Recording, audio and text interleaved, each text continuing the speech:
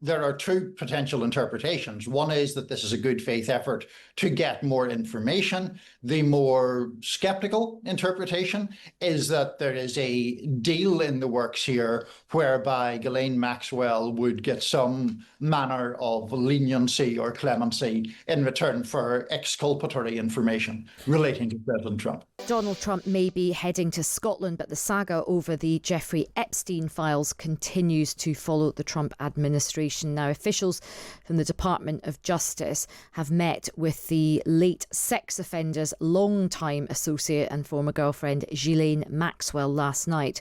The meeting was described as very productive by her lawyer. The online outcry from the MAGA base over the president's attitude towards releasing these files has been really interesting, because his approval ratings have dipped to the lowest of this term so far at 37%. Let's now speak with Niall Stanage, who is in Washington. He's a White House columnist at the Hill. Niall, thanks very much for joining us.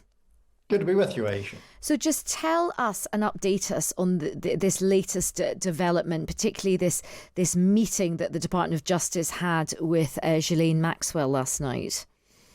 So this is a meeting between the second in command at Trump's Department of Justice, a man by the name of Todd Blanche, and Ghislaine Maxwell. What we know is that the meeting apparently went all day. Ghislaine Maxwell obviously is serving a prison sentence for her role in conspiring with Jeffrey Epstein. Beyond the fact that it was a long meeting, we don't know an enormous amount.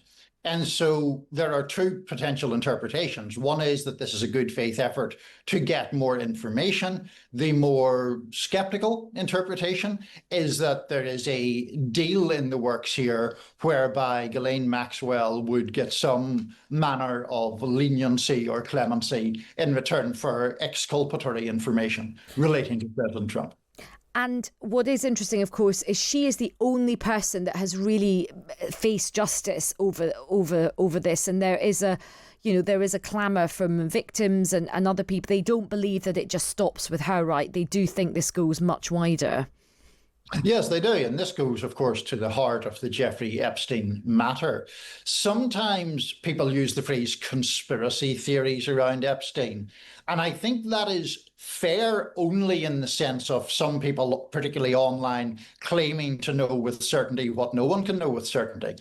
But it is obviously true that Jeffrey Epstein was an egregious predator, very well connected to people in the worlds of politics and business, and at one stage had an acquaintanceship with Donald Trump as well as with Bill Clinton and a number of others. Both Trump and Clinton say they had no knowledge of his crimes, and the relationship with Trump specifically seems to have ended before Epstein was ever indicted the first time around. And tell us as well, Niall, about the kind of reaction from Donald Trump's very loyal kind of Praetorian Guard, the MAGA base, because it is interesting that this feels like this is the one issue that has made them question him, or certainly it's made them uncomfortable. Yeah, that's exactly right, Aisha. We have seen so many controversies around Donald Trump over such a long time, the most egregious probably being January the 6th. And even that did not prevent him clearly from getting re-elected as president in last November's election. That speaks to the loyalty of his base.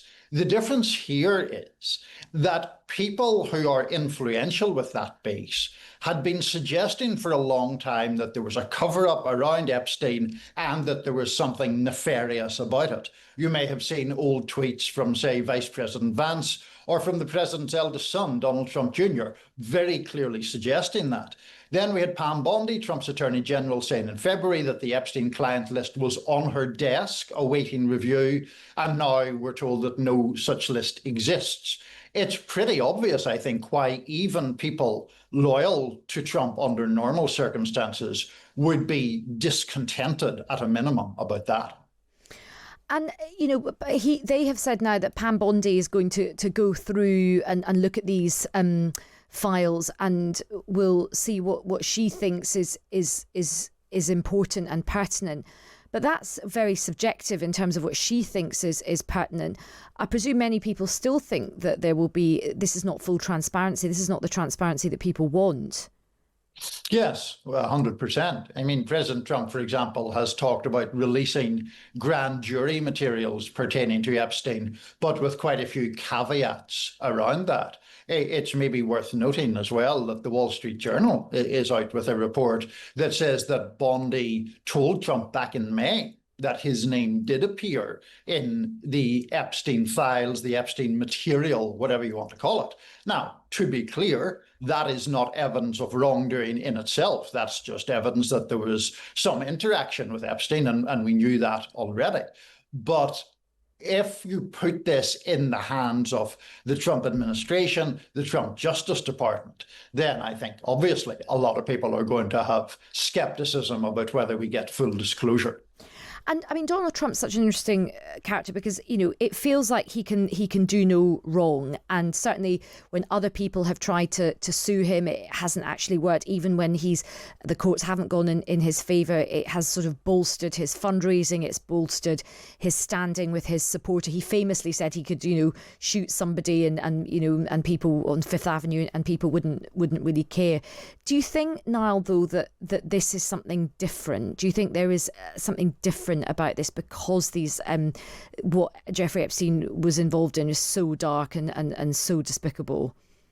Yeah, I think it is. And I think there's a related point as well, which is sometimes, you know, people who are critical of Trump, including myself, you know, there is sometimes a tendency to disparage his supporters or assume that his supporters don't take him seriously. A lot of his supporters do take him very seriously and do or did sincerely believe that he was going to expose things that a corrupt deep state, or whatever term you want to use, had hidden. This cuts very strongly against that. And you mentioned in your introduction, Aisha, the number of people in the sort of MAGA influencer world who have been actually outraged about this and seemingly sincerely so.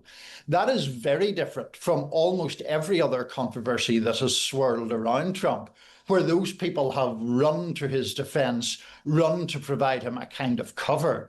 That hasn't happened this time, or at least certainly hasn't happened universally in MAGA world this time. And I think that's the point of distinction from previous Trump controversies. Really interesting conversation, Niall. Thank you so much for your time. That's Niall Stanage, who is White House columnist at the Hill. I mean, it is going to be interesting to see what happens with this case, and isn't it going to be interesting to see if Ghislaine Maxwell does decide to give up some more information to potentially help herself, because one thing is clear, it wasn't just her. I mean, there's clearly other people involved in this, and it will be interesting. And of course, nobody else has faced justice for these terrible crimes. And of course, the woman at the centre of this, Virginia Giuffre, took her own life recently. And I think one of the things we do forget is that the toll that abuse, and particularly child exploitation, takes on women, even many years later, is absolutely horrific. I actually had the privilege last week of meeting survivors of the Pakistani Asian grooming gang scandal. I hosted an event in Parliament and I met with 3 victims. They're now women, but they were just girls, you know, they were teenagers when they were being abused. And the long tail of suffering is absolutely indescribable. The pain does not go away, even, you know, years later. So it's going to be very interesting to see if any justice is ever done on this terrible case.